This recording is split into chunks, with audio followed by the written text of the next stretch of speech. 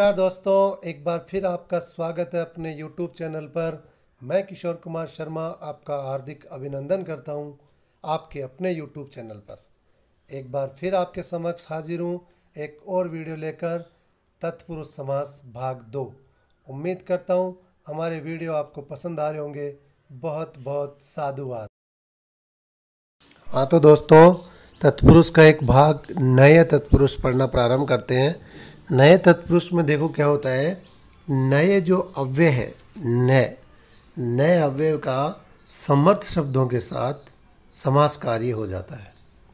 यहाँ पे जो नए अव्यय होता है उसकी इत संज्ञा हो जाती है। नए की इत संज्ञा विधान हो जाती है। इसका सूत्र होता है न लोपो नयः। नए तत्पुरुष का प्रधान सूत्र है न लोपो नयः, अर्थात इस सूत्र के प्रभाव से जो नकार होता है न, उसका लोप हो जाता है और अ देखने को मिलता है। सामासिक पद में प्रथम वर्ण के रूप में अ या अन दिखलाई देता है। अब ए कहाँ होगा और अन कहाँ होगा, इस स्थिति को देखिए। यदि सामासिक पद में ए के ठीक बाद स्वर होगा तो अन होगा, और स्वर के अलावा अगर व्यंजन वहाँ होगा तो अ पद प्रयुक्त किया जाएगा। उदाहरणों के माध्यम से देखिए दोस्तों, ए के ठीक बाद व्यंजन होने पर अ वाली स्थिति देखिए। ए के ठीक बाद यदि व्यंजन होगा तो सामासिक पद में अ प्रथम वर्ण के रूप में प्रयुक्त होगा। जैसे पहला उदाहरण देखिए, असत्यम। असत्यम इसका विग्रह होगा न सत्यम इति असत्यम। दूसरा देखिए, अब्राह्मण है, न ब्राह्मण इति अब्राह्मण। तो देखिए सामासिक पद में देखिए आप, ए के ठीक बाद स कोई व्यंजन है तो यहाँ अ हुआ। अगर इस जगह ए के ठीक बाद यदि कोई स्वर होता तो अन शब्द प्रयुक्त होगा। वो आगे उदाहरणों में देखेंगे। अजरह न जरह इति अजरह, जो कभी बूढ़ा नहीं होता। तो जर में भी देखो जय व्यंजन है तो अ प्रयुक्त हुआ है। इसी प्रकार अज्ञानम न ज्ञानम इति अज्ञानम और न योग्य है इति अयोग्य है। इस प्रकार आप समझे। आगे देखिए, यदि अ के ठीक बाद कोई स्वर होगा, सामासिक पद में जो प्रथम जो अ या अन जो आपको दिखाई देगा इस नए तत्पुरुष में, उसके ठीक बाद यदि कोई स्वर होगा तो अन हो जाएगा। उदाहरण देखिए, अनार्य न आर्य इति। तो न के ठीक बाद देखिए आर्य में आ जो है वो स्वर है तो अनार्य हो गया। अन उपसर्ग यहाँ बन गया। अनीश्वर न ईश्वर है इति अनीश्वर है। ईश्वर में भी ई जो है वो स्वर है, इसलिए अनीश्वर हो गया। अन यहाँ पे प्रयुक्त हुआ। अनश्व है न अश्व है इति अनश्व है। तो इसमें भी देखिए ए स्वर है। अनागत्य न आगत्य इति अनागत्य। तो आगत्य में आ भी स्वर है तो अन आगत्य, अन निकल रहा है यहाँ पे। इसी प्रकार अनौत्सुक्यम न औत्सुक्यम इति अनौत्सुक्यम। इस प्रकार आप इन दोनों स्थितियों को समझ सकते हैं कि यदि सामासिक पद का जो प्रथम वर्ण है वो यदि स्वर होगा तो अन उपसर्ग जुड़ेगा। जैसे न आर्य अनार्य, आर्य में आ जो है स्वर है। इसी प्रकार यदि सामासिक पद का जो प्रथम वर्ण है वो व्यंजन होगा तो अ जुड़ेगा। जैसे न सत्यम इति असत्यम। इस प्रकार आप इन दोनों स्थितियों को भली भांति समझें और जान परख कर उत्तर तक पहुँचे। आगे देखिए दोस्तों, कुछ स्थानों पर क्या होता है, जो नए जो अव्यय है उसके जो नकार का लोप नहीं भी होता है। देखिए आप उदाहरणों में, ना सत्यः तो न असत्यः इति ना सत्यः, है ना। तो देखिए इसमें जो नकार है वो प्रयुक्त हो रहा है। न असत्य तो ना सत्य, यानी दीर्घ संधि यहाँ पे देखने को मिल रही है। न नपुंसकम न स्त्री न पुमान, न स्त्री न पुमान, नपुंसक होता है। इसी तरह न वेदः इति न वेदः, नकुलः, न कुलः, अस्य सह नकुलः, जिसका कोई कुल नहीं, नकुल है। इसी प्रकार नखम, न खम अर्थात नखम। तो इस प्रकार कभी कभी कुछ उदाहरणों में नकार का लोप नहीं भी हो। आगे देखो दोस्तों, तत्पुरुष का अगला भाग कुगति प्रादि तत्पुरुष। कुगति प्रादि तत्पुरुष, कुगति प्रादयः अर्थात कु अव्यय गति संज्ञक पदों तथा प्रादियों, प्रादियों मतलब प्रय और परा आदि उपसर्गों का समर्थ पदों के साथ नित्य समास कार्य होता है। उदाहरण देखें, कुपुत्रः, कुपुत्रः, कुत्सितः पुत्रः, कुपुरुषः, कुत्सितः पुरुषः, कुराजा, कुत्सितः राजा। तो जो कु अव्यय है वो कु अव्यय समास विग्रह करते समय कुत्सितः में बदल जाएगा और इसको इसके साथ जोड़कर आसानी से इसका विग्रह कर सकते हैं। कु का मतलब बुरा होता है। इस प्रकार आप इसको समझ सकते हैं और उत्तर तक पहुंच सकते हैं। तत्पुरुष का एक अन्य भाग देखिए, को कत तत्पुरुषे अचि। को कत तत्पुरुषे अचि अर्थात सामासिक पद में जो कु होता है, कु के ठीक बाद यदि कोई स्वर बैठा है, कु के ठीक बाद ए आदि कोई स्वर बैठा है, तो उसके कु के स्थान पर जो सामासिक पद होगा उसमें कु न होकर कत या कद बनेगा। सामासिक पद में कु न जुड़ के कद या कत बनेगा। समास विग्रह में देखिए आप, जैसे कदन्नम, कदन्नम कुत्सित है अन्नम। तो कुत्सित है अन्नम, क्योंकि अन्नम का प्रथम वर्ण ए जो स्वर है, तो उसके पहले जो कु है वो कु न होकर कै हो जाएगा, कदन्नम हो जाएगा वो। दूसरा देखिए, कदश्व है, कदश्व है, कुत्सित है अश्व है। तो कदश्व में देखिए कु न होकर कै, कद है, कद। क्यों कद क्यों है? क्योंकि उस अश्व शब्द का प्रथम जो वर्ण है वो स्वर है। इस प्रकार सामासिक पद में कु के ठीक बाद अगर स्वर है तो कद हो जाएगा। आगे देखिए दोस्तों, एक और तत्पुरुष का भाग इस दर्थे। इस दर्थे, इस सूत्र के अनुसार यदि कु अव्यय का अर्थ ईसद हो, कु शब्द जो होता है, कु शब्द का प्राय अर्थ बुरा होता है, लेकिन इसका अर्थ अगर ईषद हो तो कु के स्थान पर का हो जाएगा, कु के स्थान पर का हो जाएगा। उदाहरण देखिए, समस्त पद में देखें, काम धुरम, काम धुरम, तो विग्रह होगा ईषद मधुरम, ईषद मधुरम। इसी तरह कामलम, कामलम, ईषद अम्लम, ईषद अम्लम इति कामलम। अगला देखिए, ईषद लवणम, ईषद लवणम सामासिक पद बनेगा का लवणम। इस प्रकार आप इसको देखें कि कु के स्थान पर का हो जाता है यदि कु का अर्थ ईषद होता है तो। एक और प्रकार देखिए, कवन चोषणे, कवन चोषणे अर्थात जैसा पिछले सूत्र में देखा कि ईषद अर्थ होने पर कु जो अव्यय है उसके कु के स्थान पे का ही होता है, लेकिन ईषद अर्थ होने पर ही जब कु अव्यय के ठीक बाद यदि कोई उष्ण शब्द बैठा हो, उष्ण शब्द बैठा हो तो क्या करना है कि का ही नहीं, कत, का और अव तीनों भेद किए जा सकते हैं। जैसे एक उदाहरण देखिए, कदुष्णम, कदुष्णम किया जा सकता है। इसका समास विग्रह ईषद उष्णम ही होगा, ईषद उष्णम, लेकिन सामासिक पद में आप कत, कव और का तीनों पद जोड़कर समासिक पद बना सकते हैं। जैसे कदुष्णम, कद जुड़ गया, कोष्णम, का जुड़ गया, कवोष्णम, कव जुड़ गया। तो ये तीनों भेद विकल्प के रूप में यहाँ किए जा सकते हैं। इसको इस प्रकार आसानी से समझें। अगला और एक प्रकार देखिए, गति तत्पुरुष।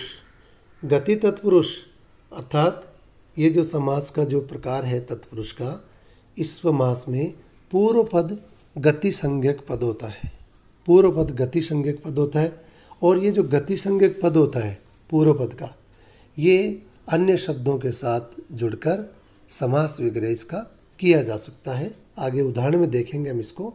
एक और वार्तिक देखिए, ऊर्यादिच्वी डाचस्व।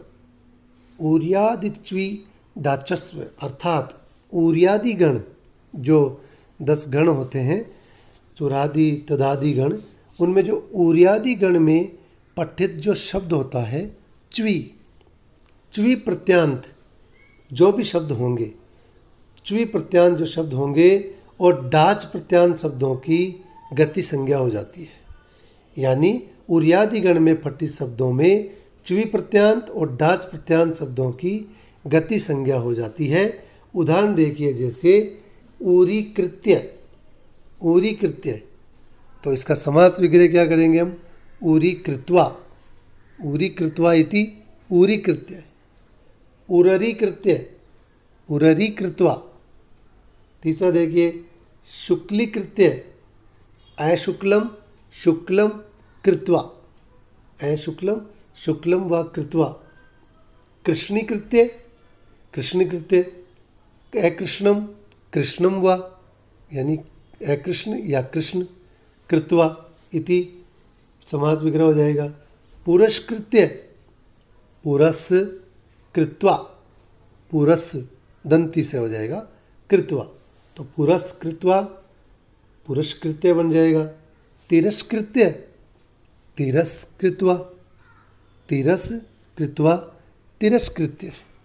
और पटपटाकृत्य, तो पटत पटत इति कृत्वा आदि को आप समझ सकते हैं। आगे देखिए दोस्तों, तत्पुरुष का एक और भाग देखते हैं, प्राति तत्पुरुष समास। प्राति तत्पुरुष समास में यहाँ जो इस समास में जो पूर्व पद होता है, पूर्व पद में प्र, अति, अव, परि, निर आदि जो अव्यय पद होते हैं वो देखने को मिलते हैं, और इनका समर्थ सुबंत पदों के साथ, सुबंत पदों के साथ अनेक अर्थों में, विभिन्न अर्थों में, शोभन है, सुष्ठु, दुष्टु यानी बुरा, अच्छा, इस प्रकार का अर्थ लिए हुए समास विग्रह का कार्य संपन्न होता है। उदाहरण के लिए देखिए, सुपुरुषः, सुपुरुषः, शोभनः पुरुषः इति सुपुरुषः। सूक्ति, सुष्ठु उक्ति, समास विग्रह में देखिए, सुष्ठु उक्ति इति सूक्ति, अच्छी उक्ति। सुभाषितम, सु यानी अच्छा, सुष्ठु, सुष्ठु भाषितम इति सुभाषितम। आप विग्रह के साथ इति भी लगा सकते हैं, कोई दिक्कत नहीं होती। सुराजा, शोभनः राजा, अच्छा राजा, तो शोभनः राजा हो जाएगा सुराजा। और अंतिम देखिए, एक दुर उपसर्ग से आधारित पद है, दुर्जन है, दुष्टु जन इति दुर्जन है। तो इस प्रकार आप इनको समझ सकते हैं। आगे देखते हैं एक और समास का भाग, प्रादयो गताध्यर्थे प्रथमया। प्रादयो गताध्यर्थे प्रथमया से अभिप्राय है कि प्र आदि का गत आदि अर्थों में, प्र आदि जो उपसर्ग अव्यय पद होते हैं उनका गत आदि अर्थों में प्रथमांत, प्रथम पद का जो अंत है, पद के अंत के साथ समास कार्य होता है। जैसे कि विग्रह देखिए, प्राचार्य, प्राचार्य, तो प्र आदि उपसर्ग यहाँ देखने को मिल रहा है। प्र यानी प्र एक उपसर्ग होता है, प्राचार्य, तो प्रगतः आचार्य इति प्राचार्य। ऐसा देखिए, प्रपितामह, प्रपितामह, प्रगतः पितामह इति प्रपितामह, पितामह से भी आगे प्रपितामह। विदेशः, विप्रकृष्टः देशः इति विदेशः, विप्रकृष्ट देशः इति विदेशः। विपक्षः, विपक्षः अर्थात विरुद्ध, विरुद्धः पक्षः इति विपक्षः। विमाता, विरुद्धा माता इति विमाता, विमाता जिसको सौतेली माँ कहा जाता है। दूसरा देखिए, उपपदम, उपोच्चारितम पदम इति उपपदम। इस प्रकार आप देख सकते हैं कि प्राचार्य, प्रतिमाह, विदेशः, विपक्षः, विमाता, उपवनम, इनका प्रय आदि गत आदि अर्थों में प्रथमांत पद के साथ प्रथमा विभक्ति के द्वारा संपन्न हुआ है समास कार्य। तो इस प्रकार आप इनको आसानी से समझ सकते हैं और प्रश्नों का उत्तर चयन कर सकते हैं। आगे देखिए, एक और स्थिति देखते हैं। अत्यादयः क्रांताध्यर्थे द्वितीया। अत्यादयः क्रांत्याध्यर्थे द्वितीया अर्थात अति आदि जो अव्यय पद है क्रांत आदि अर्थों में, क्रांत आदि अर्थ के साथ विग्रह होगा तो द्वितीयांत पदों के साथ समास कार्य होगा। यहाँ द्वितीय विभक्ति देखने को दृष्टिगोचर होगी। उदाहरण देखिए आप, जैसे अति आदि जो अव्यय है उनका क्रांत आदि अर्थों के साथ क्रांत आदि शब्द जुड़ेंगे विग्रह करते समय और समास विग्रह संपन्न किया जाएगा। तो देखिए, अति माला है तो माला शब्द में द्वितीय विभक्ति हो जाएगी, क्योंकि क्रांत्याध्यर्थे द्वितीया, तो मालाम अतिक्रांत है इति अतिमाल है। दूसरा देखिए, प्रत्यक्षः, प्रत्यक्षः प्रतिगत है, प्रतिगत है अक्ष है इति प्रत्यक्ष है, प्रत्येक अक्ष में। अनुस्वार है, अनुगत है स्वार है इति अनुस्वार है। तो ये इस प्रकार आप इनको समझ सकते हैं। आगे देखिए तीसरी स्थिति, अवादयः कृष्टाध्यर्थे तृतीया। अवादय अर्थात अव आदि जो प्रादियों का, अव आदि प्रय आदि जो उपसर्ग हैं उनका तृतीय विभक्ति अंत वाले पदों के साथ, तृतीय विभक्ति अंत वाले पदों के साथ कृष्ट आदि अर्थों में समास कार्य संपन्न होता है। अव आदि प्रादियों का तृतीय विभक्ति अंत वाले पदों के साथ कृष्ट आदि अर्थों में, अर्थात विग्रह लगाएंगे तो कृष्ट आदि शब्द देखने को मिलेंगे, इससे उनका समास कार्य संपन्न होता है। जैसे अव कोकिला है, अव कोकिला है तो अवादि, तो अव उपसर्ग देखने को मिल रहा है। तो अव कृष्ट है कोकिलया, अव कृष्ट है कोकिलया, कोकिल शब्द जो कोकिला शब्द है उसकी तृतीय विभक्ति हो गई कोकिलया। उप प्रधानम, उपमित है प्रधानेन। देखो सूत्र यही कह रहा है कि कृष्टाध्यर्थे तृतीया, कृष्टाध्यर्थ में तृतीय विभक्ति के साथ समास कार्य संपन्न होगा। अगला उदाहरण देखिए, उपाध्यक्ष है, उपाध्यक्ष है अर्थात उपमित है अध्यक्षेण। तो अध्यक्ष शब्द में तृतीय विभक्ति काम आएगी, है कृष्टाध्यर्थे तृतीया के अनुसार। अगला देखो, अन्वर्थम, अन्वर्थम, अन्वर्थम यहाँ पे यण संधि हो रही है, अनुधन अर्थम, तो अनुगतम अर्थेन इति अन्वर्थम। अगला देखिए, समर्थम, संगतम अर्थेन इति समर्थम। तो इस प्रकार आप कृष्टाध्यर्थे तृतीया सूत्र के अनुसार इनका विग्रह समझ सकते हैं। आगे देखिए चौथी स्थिति, पर्यादयो ग्लानाध्यार्थे चतुर्थ्या। पर्यादयो ग्लानाध्यार्थे चतुर्थ्या का अभिप्राय है कि परि आदि प्रय आदि जो अव्यय पद होते हैं उनका चतुर्थी विभक्ति अंत वाले पदों के साथ समास कार्य संपन्न होता है। अर्थात परि आदि और प्रय आदि जो उपसर्ग होंगे इस पदों में काम आएंगे और उनका चतुर्थी विभक्ति अंत वाले पदों के साथ, अर्थात विग्रह जब करेंगे तो परि उपसर्ग के अलावा जो शब्द इसमें काम आएगा उसमें चतुर्थी विभक्ति का प्रयोग किया जाएगा। जैसे उदाहरण देखिए, पर्यध्यन है, पर्यध्यन है अर्थात परिग्लान है अध्ययनाय, पर्यध्यन है परिग्लान है अध्ययनाय। तो अध्ययन शब्द जो परि शब्द के साथ जुड़ा हुआ है सामासिक पद में, तो अध्ययन शब्द में चतुर्थी का प्रयोग हो गया। अगला देखिए, उत्संग्राम है, उत्संग्राम है, उद्युक्त है संग्रामाय, तो संग्राम शब्द में चतुर्थी का प्रयोग हो रहा है। तो इस प्रकार पर्यादयो ग्लानाध्यर्थे चतुर्थ्या के अनुसार आप विग्रह कार्य को समझ सकते हैं। अगला और देखिए, निरादय क्रांत्याध्यर्थे पंचम्या। निरादय क्रांत्याध्यर्थे पंचम्या का अभिप्राय है कि निर आदि प्रादियों का प्रय आदि जो अव्यय पद होगा उनका पंचमी विभक्ति अंत वाले पदों के साथ समास कार्य संपन्न होगा। अर्थात निरुपसर्ग यहाँ सामासिक पद में देखने को मिल सकता है और प्रय आदि जो उपसर्ग हैं उनमें से कोई उपसर्ग यहाँ देखने को मिल सकता है, तो उसका पंचमी विभक्ति सामासिक पद के विक्रय में देखने को मिलेगी।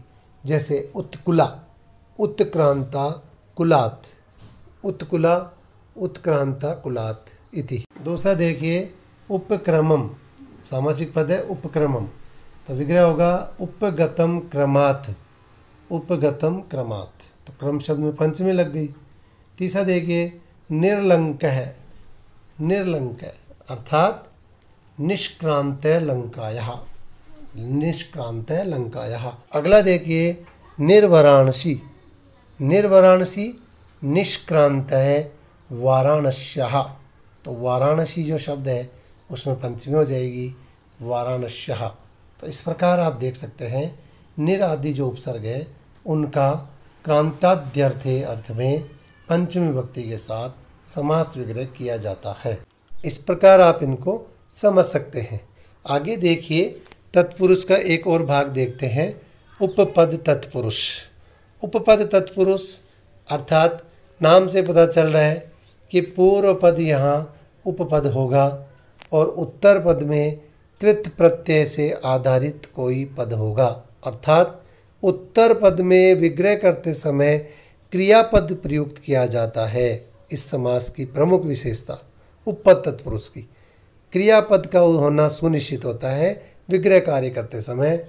समास के उदाहरण देखिए, कुंभकार है, कुंभकार है, कुंभम करोति इति, घड़े को बनाने वाला कुम्हार, कुंभम करोति इति, तो देखिए उत्तर पद में करोति क्रियापद है। दूसरा देखिए वार्तिक कार्य है, वार्तिक कार्य है, वार्तिकम करोति इति, विग्रह है वार्तिकम करोति इति, वार्तिक को बनाने वाला वार्तिक कार्य है। तो द्वितीय पद में देखो उत्तर पद में करोति क्रियापद है।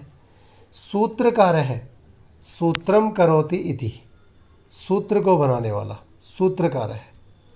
इसी प्रकार शंकर है, शम करोति इति। अगला देखिए दोस्तों पादप है, पादप अर्थात पौधा, तो पौधा पैरों से पीता है अर्थात जड़ों से जल पीता है, इसलिए उसे पादप कहा जाता है। तो जड़ें जो उसका पाँव है जो उसे वो जल ग्रहण करता है, तो पाद शब्द में बहुवचन आएगा, पादई पिबती, पैरों से पीता है। तो देखिए उत्तर पद क्रियापद है, तो पादई पिबती इति पादप है। इस प्रकार इस आप तत्पुरुष के विभिन्न भागों को, विभिन्न पदों को विभिन्न उदाहरणों के माध्यम से आपने समझा। उम्मीद करता हूँ आपको वीडियो पसंद आ रहे होंगे। बहुत बहुत धन्यवाद। जय तु भारतम, जय तु संस्कृतम।